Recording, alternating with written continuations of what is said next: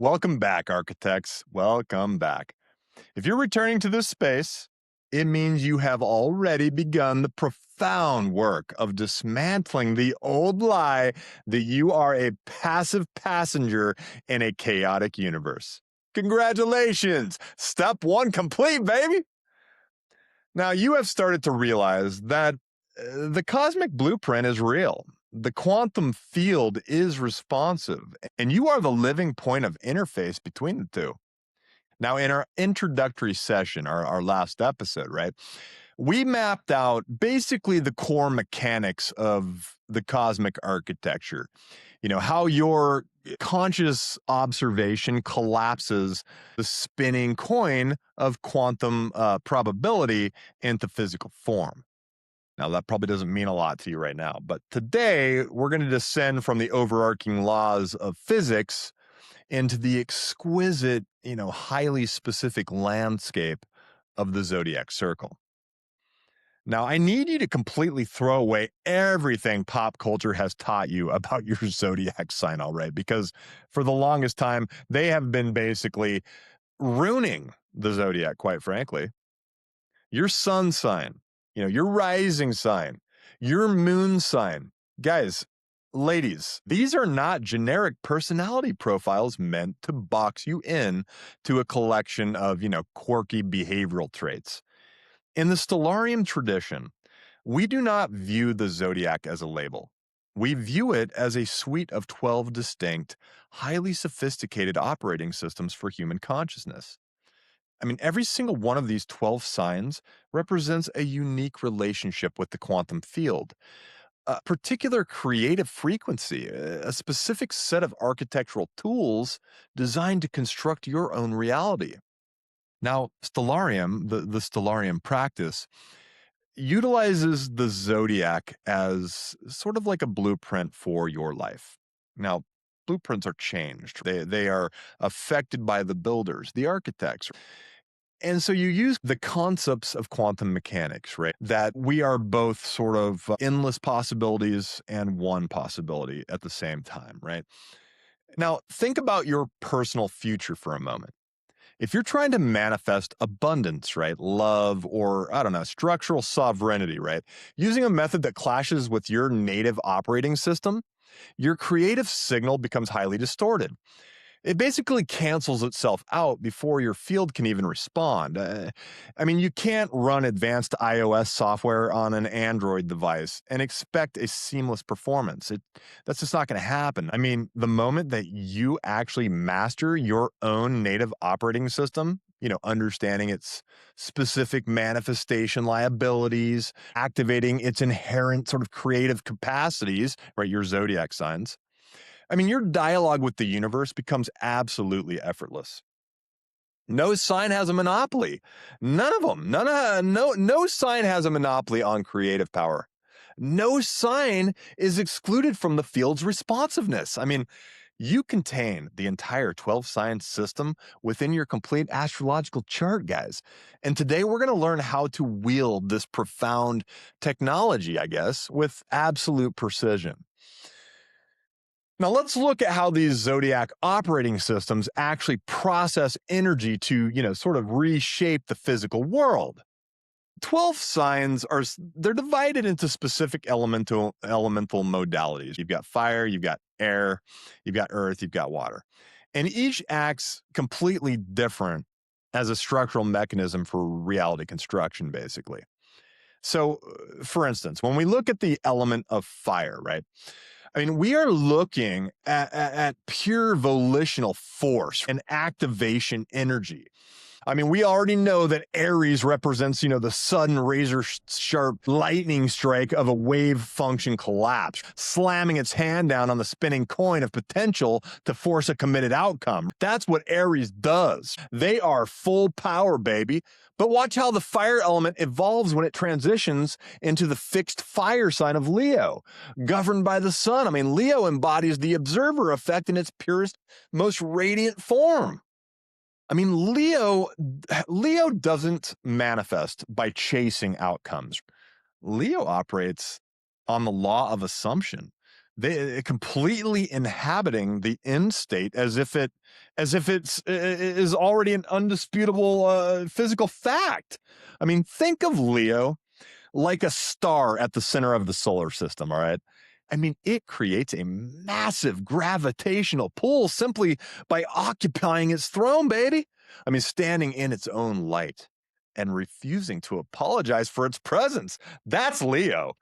And then as the fire moves into the mutable fire of Sagittarius, governed by Jupiter, the operating system shifts into the expanding wave function. I mean, Sagittarius is the endless horizon, baby. A Sagittarius architect connects their specific personal desires to an overarching, universal truth or philosophical purpose. I mean, expanding their probability space to an enormous scale before really bringing it back down into focus. Now, that's Sagittarius, right? Big into laser focus. Now, look at how Earth signs ground this abstract quantum potential into tangible sort of material reality. We looked at Taurus, which, they use quantum coherence to synchronize their somatic frequency like a concentrated laser beam, right? Until the physical world just crystallizes to match it. But see how that earth energy shifts when it enters the mutable earth of Virgo, the precision architect. I mean, Virgo embodies quantum measurement precision. Virgo recognizes that the refinement of the instrument determines the quality of the data that you extract from the field. Now, what does that mean? A Virgo architect doesn't make sweeping, dramatic declarations. They perform micro calibrations, meticulously auditing the subtle gaps between what their stated goal is and what their actual bodily vibrations to execute, surgically. Daily adjustments that compound into permanent reality shifts. And when Earth reaches the cardinal structure of Capricorn, ruled by Saturn, it manifests as the master builder. I mean, Capricorn operates the inverted quantum Zeno effect, understanding the profound art of strategic, patient observation over long arcs of time. Capricorn doesn't wait for a feeling of readiness to strike. A Capricorn architect, they build the physical structures, the behavioral habits, the real world foundations first, knowing with absolute certainty that the emotional frequency of identity will catch up to and inhabit the architecture they've constructed so meticulously over so much time, right? I mean, these people are in it for the long haul, baby. Now, what about our shadows? What about the liabilities of the zodiac? What kind of liabilities come with the different zodiac signs? So, I mean, this brings us to the critical truth of the Stellarium canon. You cannot fully activate the creative gifts of your operating system, your zodiac, until you map out its specific shadow material, your manifestation liabilities. I mean, a shadow is not a flaw. It's not a broken piece of your psyche. It is simply your native, brilliant energy running on autopilot without the discipline of your conscious attention. Now, when left unmonitored, these shadows, they act as powerful sort of counter signals. They broadcast mixed messages to the world that completely freeze your quantum field. You can end up in a state of identity crisis when this happens. And then you look at the air signs, which, they are an identity crisis waiting to happen, but they govern communication, narrative, and relational fields. Gemini is a brilliant signal multiplier, but its manifestation liability is a scattered field. An undisciplined Gemini multiplies intention without consolidating force. I mean, they launch into 5 different desires simultaneously, and they all cancel each other out like opposing, water waves colliding in a pool. Libra, the cardinal air operating system, they hold the superposition of complementary states, seeing both sides of every single equation. But the shadow manifests as kind of catastrophic decision paralysis. I mean, because Libra can see all the options so beautifully, it refuses to choose, right? Forgetting that the quantum field requires a definitive observation frame before it can actually crystallize into any form, right? I mean, now Aquarius, the fixed air system, is deeply attuned to the quantum field theory. recognizing really that, the individual is just an excitation of the collective field, really. But the liability is future dwelling, right? Emotional detachment. And Aquarius architects they can understand an identity shift perfectly as an intellectual concept. But because they struggle to, drop down into the raw somatic present tense feeling of the body, the signal kind of remains a cold theory rather than a living reality, right? Like the person you want to be sounds great and you can get there, but you're just kind of detached from doing it, right? And so you kind of stay stuck. Now, the water signs, they face a completely different architectural hazard because they operate entirely through the medium of emotional fields. I mean, Cancer, my baby dolls, they possess extraordinary somatic intelligence, but its shadow is protective withdrawal and letting the past dictate the present. I mean, if a Cancer architect allows a painful memory to replay in their body with total emotional intensity, they inadvertently command the field to replicate the exact past structure in their future. I mean, they're running from their past while making it happen because they're running from their past. Now, Scorpio possesses unmatched depth, embodying really the phenomenon of they call quantum tunneling, which is the power to penetrate right through massive energetic barriers that classical physics say are impenetrable. Yeah, not to Scorpio. Scorpio's manifestation liability, however, is obsessive control and a deep underlying distrust. If a Scorpio architect continuously monitors the field with hypervigilant anxiety, they trigger the Zeno effect, really freezing their own reality in place because they're refusing to practice the sovereign release. And then you got Pisces, the master of the dissolved field and quantum non locality. I mean, they can slide into identity diffusion because mutable water naturally shapes itself to whatever container it sits in. I mean, a Pisces architect can easily find themselves unconsciously manifesting other people's dreams, fears, realities, completely losing the distinct broadcast of their own sovereign signal. And this is why we need to know the blueprint. This is why you need to know what your sun sign is, your moon size, your rising sign. I mean, to ensure you can take this profound blueprint and apply it directly to your life today, though, I want to go ahead and take two of the most powerful, highly targeted exercises from the Zodiac canon, and I'm going to walk you through them right now. You're welcome. So I gave you the three basic sort of beginner manifestation techniques, identity construction techniques last time. Now I want to give you two of the biggies. All right. Now the first is this thing we call the death and rebirth practice. And it's drawn really directly from the deep field of Scorpio.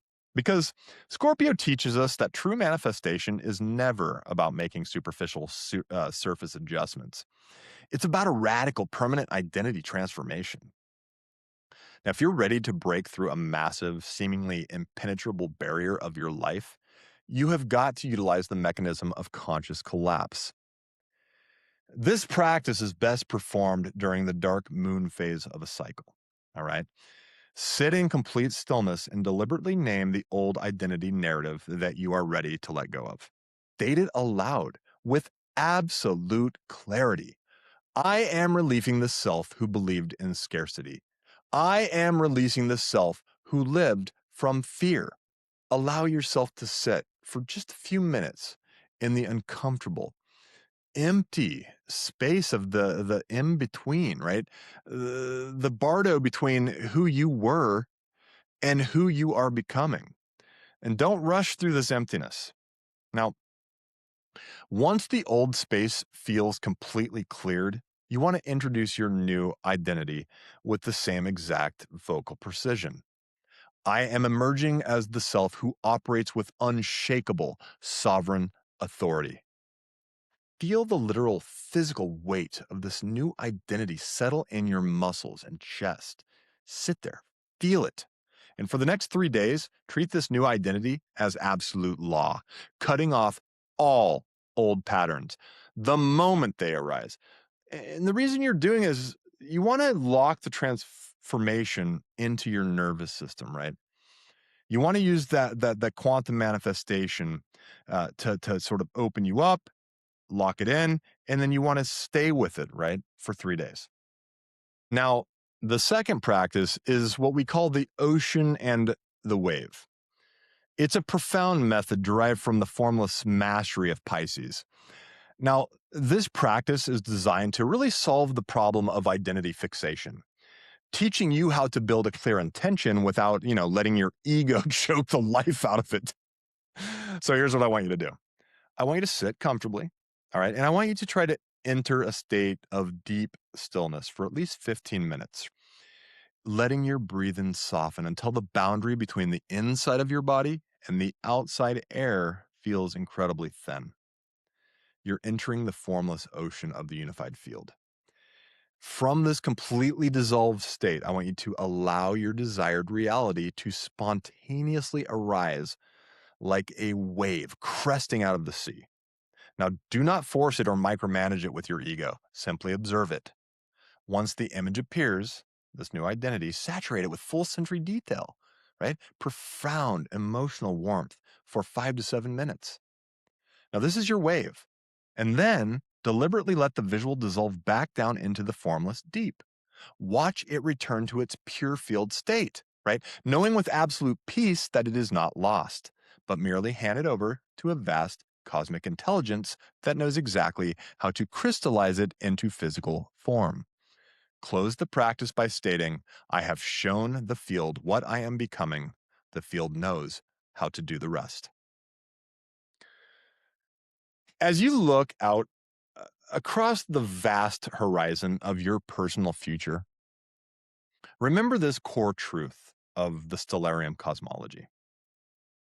The 12 signs described in this canon, they're not 12 separate competing traditions. That's where the Zodiac gets it wrong. They are 12 magnificent facets of a single brilliant diamond, each one refracting light from a slightly different angle to reveal a unique quality of the reality creation process. I mean, you are not just your sign, right? You're not just, if your sun sign is Sagittarius, you're not just Sagittarius.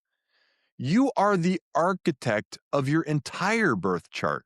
And every single one of these 12 operating systems is available for you to activate, for you to integrate, for you to master.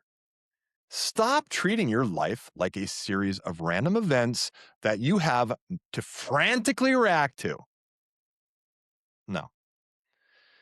Step into the laboratory of your own consciousness. Run the audits. Master the scripts and learn to speak to the quantum field through the precise language of your native cosmic code. The tools are already in your hands. The blueprint is flawlessly mapped, and the universe is waiting for your signal. Now let's close our circle today by, let's realign our awareness with the ultimate truth of our practice. Speak these words with me, all right? Feel them vibrate in your body and step into the world as a conscious creator. You ready? All right, here we go. The blueprint is real. The field is responsive. The architect is awake.